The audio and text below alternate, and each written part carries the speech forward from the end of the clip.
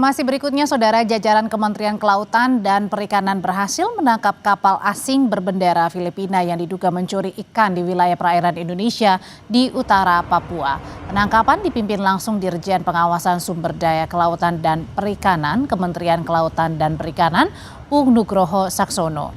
Tim KKP mengerahkan 2 armada kapal Orca 04 dan kapal Orca 06 untuk menangkap kapal berbobot 700 gross ton ini. Tim KKP menangkap 32 ABK yang semuanya adalah warga negara Filipina.